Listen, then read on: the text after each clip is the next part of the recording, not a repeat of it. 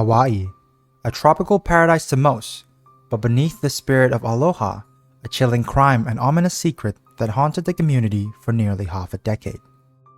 The brutal, unsolved murder of a teenage high school student that finally came to a dramatic close just weeks ago in January 2025.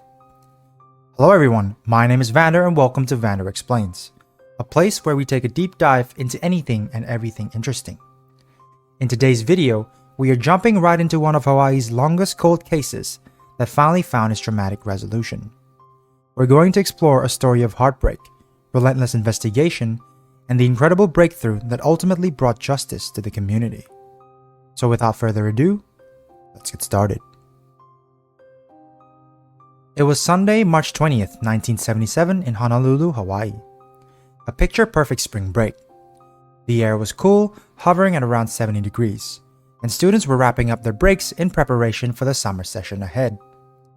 Unaware that this day will leave a dark and unforgettable mark into the entire island for decades. All because of what was about to happen to a young 16-year-old teenage girl by the name of Dawn Momohara. Dawn was a sophomore who attended Mckinley High School. She had one simple plan that afternoon: to enjoy a carefree day with her friends at Ala Moana Center, a local Honolulu shopping center, just to make the most out of her last few days of spring break. She told her mother of her plans and said goodbye and left the house. Unbeknownst to her mother at the time, that fateful goodbye would be the last time she would ever hear and see her daughter. As hours went by, her mother started to get more and more concerned. It was getting late and she had not heard back from Dawn at all. This was highly unusual of her. This prompted Dawn's mother to report her missing the very same day to Honolulu PD. On March 21st, the very next morning, shortly after 7:30 a.m., Honolulu PD responded to an alert at Mckinley High School on a report of a possible homicide. The police officers quickly arrived on the scene and was guided to the second floor of what was then known as the English Building. Upon arrival, they discovered a very gruesome and disturbing scene, something that was completely foreign to those who bared witness. The partially clothed body of a 16-year-old girl lying lifeless on her back on the ice-cold floor. As officers carefully documented the scene, it was evident that there were signs of sexual assault, and notably, an orange cloth was also seen tightly wrapped around the neck. A quick search of the belongings left on the scene pointed out that this was in fact Dawn Momohara. She was pronounced dead upon arrival, and investigations quickly took a drastic turn as police officers declared it to be a crime scene of a possible homicide. Several personal items, including a purse, some slippers, and shorts, were collected among other things. As more investigators and officers arrived, the surrounding area was cleared for bagging and tagging of evidence. All the while, Dawn's body was quickly taken into autopsy for further analysis. The chief medical examiner at the time confirmed that Dawn had sustained mortal injuries to her neck. The cause of death was ruled to be asphyxia due to strangulation, and that the manner of death was officially declared a homicide. There was no doubt that the murder weapon was in fact the orange cloth. Striations and bruising found on Dawn's neck matched the cloth's pattern perfectly. Furthermore, the medical examiner stated that Dawn had sustained injuries that were consistent with sexual assault. Scrapings on the scene as well as autopsy result indicated that seminal fluid with the presence of spermatozoa was in fact present. Not only was this a case of cold-blooded homicide, but one that arose from sexual assault. Once autopsy results and findings were made public, concern among locals and theorists started to spread like wildfire. As tensions grew, detectives quickly assembled a list of contacts that knew or had gotten close with Dawn recently. They interviewed classmates, families, and acquaintances over the course of several months. Through this process, it was revealed that on the morning of Dawn's murder, she had received a call from an unknown individual just shortly before she told her mother of her plans to visit Ala Moana Shopping Center. One of the other only solid leads was submitted by a man and his partner. He reported that on the night of Dawn's homicide, between 9 and 10 p.m., he and his girlfriend had driven past Mckinley High and saw something peculiar. Near the English Building, they saw a car parked up front on the grass and witnessed a man walking out from the ground floor steps. They knew something was amiss, so they decided to circle through Mckinley High once more. This time, as they circled back, the car and the unknown man was nowhere to be seen. Even though they were unsuccessful in their second attempt, the uneasy feeling and odd sight of the man had imprinted on their minds. Because of this, they were able to provide quite a specific initial description of the man and his vehicle to investigators. They described the man as having Asian descent, approximately 18 to 22 years old, between 5'5" and 5'7" inches tall, approximately weighing in 140 to 150 pounds, with a light tan complexion and dark wavy shoulder-length hair that was combed back. They also mentioned that he was wearing a plain light blue collared pullover type short sleeve shirt, as well as dark colored long pants. They were unable to see what footwear the man was wearing. In addition to the visual description of the man, the witnesses were also able to narrow down the make and model of the car. They stated that it was either a 1974 or 1975 Pontiac Le Mans, Buick Century, or Buick Regal. It had a white top with either a red or maroon bottom, large rear end wheels with raised letterings, and grille-type louvers. With all this information, a composite sketch of the man and his vehicle was drawn and released to the public. Sadly, even with a detailed depiction of the suspect, nothing noteworthy came through, and those who did provided little to no further information. This meant that detectives were slowly but surely running out of substantial leads. Despite following up on various leads and interviewing multiple individuals, investigators were unable to identify a suspect at that time. The department was allocating resources and spending countless hours investigating this case to no avail. As the weeks become months and months become years, the case slowly but surely turned ice cold. Local PD unfortunately had to mark the case unsolved, and all evidences and records related to this case were put into storage for safekeeping. In 2005, the Honolulu PD successfully established their first cold case unit in the attempts to tackle older unsolved cases.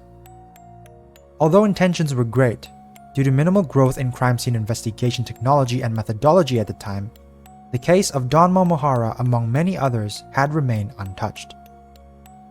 Over the decades, other relatively more recent cases were solved, but pre-2000s cases were notoriously difficult to confront.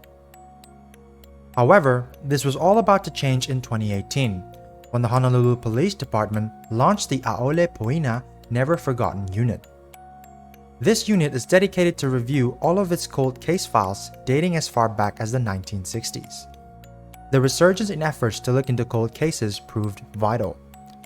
Pairing this with new DNA technology revolutionized the way that cold cases were being handled and processed. Biological samples found in old cases are now able to shed a new light and provide new links and leads to previously dead ends. As a result, cases like the murder of Nancy Anderson, murder of Dana Ireland, including the wrongful conviction of 3 men, were able to be closed in 2021 and 2024 respectively. So, 42 years after the murder of Dawn Momohara, in March of 2019, homicide cold case detectives submitted an official request to the Honolulu PD to review the case files once more. The HPD Forensic Biology Unit handed over all the evidence boxes recovered from the 1977 murder scene to the cold case detectives. Crucially, within those boxes lies the victim's shorts and underwear.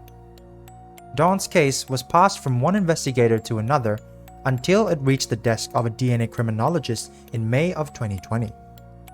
They were able to obtain the partial major DNA profile of an unidentified male from the seminal fluid fraction present in Dawn's shorts. From then on, the reinvestigation started, as the task was now to match the unknown male DNA sample they found to a potential suspect. One of them being the Castro brothers. Let's quickly jump back to March 28, 1977, 6 days after Dawn's body was found in the English building. This was the first time that detectives had questioned and interrogated the Castro brothers. William and Gideon Castro both claimed to have barely known Dawn. Gideon stated that he first met Dawn at a school dance in the latter part of the 1976 school year and had only exchanged several phone calls with her. Gideon graduated Mckinley High School in 1976 and claims that he last saw Dawn on February 1977 at the McKinley Carnival, where they talked for about 15 minutes. He told Dawn that he was part of the Army Reserve and that he had returned to Honolulu earlier that year. After the short conversation, they enjoyed the carnival and headed their separate ways. On a different instance, detectives also questioned Gideon's brother William on his relations with Dawn. William alleged that he first met Dawn when his brother Gideon introduced her to him at the McKinley High School dance. Similarly, he also stated that he only spoke with Dawn on occasional phone calls. William told detectives that he last saw Dawn 3 days before she died as she walked past his house. They spoke for about 5 minutes, and he asked Dawn if she wanted to ride to school, but she refused. On the morning of March 21, 1977, William was in the school vicinity to meet up with a friend when the news broke of a murder happening in the campus. Though detectives were suspicious of the Castro brothers, they didn't have enough evidence at the time to tie them to the case. Now let's fast forward to September of 2023, when a potential breakthrough occurred. Information was obtained that William or Gideon Castro could be possible suspects in the Dawn Momohara case. Detectives were able to pinpoint and narrow down William's whereabouts to Chicago, Illinois. In November of the same year, Homicide Strategic Enforcement detectives traveled to Chicago and visited the Castro residence. They went in under false pretenses as to not alert the family of the ongoing investigation. Detectives were then able to surreptitiously collect a DNA sample from one of William's adult children. The HPD DNA criminologist then compared this DNA sample to the fraction collected from Dawn's shorts. After an agonizing wait, the lab results finally came through, and it unanimously excluded William as a suspect of this case. After months of further investigations, detectives were also able to track down Gideon's whereabouts, located somewhere in Utah. It was discovered that he also had a biological child who lived in a different state. With the help from the FBI and Homeland Security, detectives were again able to obtain a surreptitious DNA sample from Gideon's son. The FBI conducted initial testing of the sample before sending this to Honolulu PD.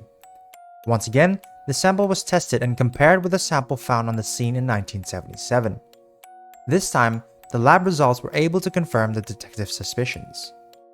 Without a shadow of a doubt, the DNA sample of Gideon's son revealed a match that indicated that he is the biological child of the unidentified sample found on Dawn's shorts. Once the match was positively identified, detectives are now able to start to build a case against Gideon Castro. However, in order to make their case airtight, they also had to collect a sample from Gideon himself. While detectives were slowly assembling this case, with the help of the Greater Salt Lake Unified PD, they were able to pinpoint Gideon's location at a local nursing home. Just a few weeks ago, in the beginning of January 2025, local detectives and officers were dispatched to the nursing home. Gideon is now 66 years old, and again, detectives managed to secretly collect a DNA sample from him. Once the DNA was sent to the lab and tested, an undeniable match was made. In light of this finding, detectives are now able to build an irrefutable case against him and issue an arrest warrant. At 7:40 a.m. of January 21, 2025, Mill Creek PD located and confronted Gideon Castro at the Utah nursing home.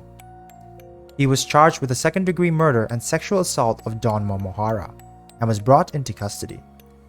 At the time of making this video, Gideon is currently awaiting his extradition to Honolulu for prosecution and arrest. The homicide of Dawn Momohara is finally getting its chapter closed. Thanks to the perseverance of detectives and advancements in DNA technology, the responsible perpetrator was finally caught. And after a grueling 46 years, the Momohara family could finally receive some semblance of closure. The greater community of Honolulu and McKinley High could also find solace and right the wrongs of one of the island's darkest tragedies. Let's take a moment to thank all the participating police departments and agencies who helped solve this case, and also to honor Dawn's memory. Dawn Momohara's life was brutally cut short and she was robbed of her entire future. I like to believe that she is in a much better place now and can finally rest in peace knowing that her killer has been brought to justice. If you've made it this far, thanks again for joining me and for being a part of this video. All I can say is case closed. The Dawn Momohara case is one of the first cold cases solved in 2025. What a great way to start the year if I do say so myself. I hope that you've all enjoyed this video as much as I had researching and sharing them with all of you. If you did, please leave a like and possibly consider subscribing to the channel. Be sure to check out other videos in this channel by clicking here. Let me know down in the comments what you think of this video and recommend me some other cases to review and explain. For now, this is Vander, stay safe, and I'll see you on the next one.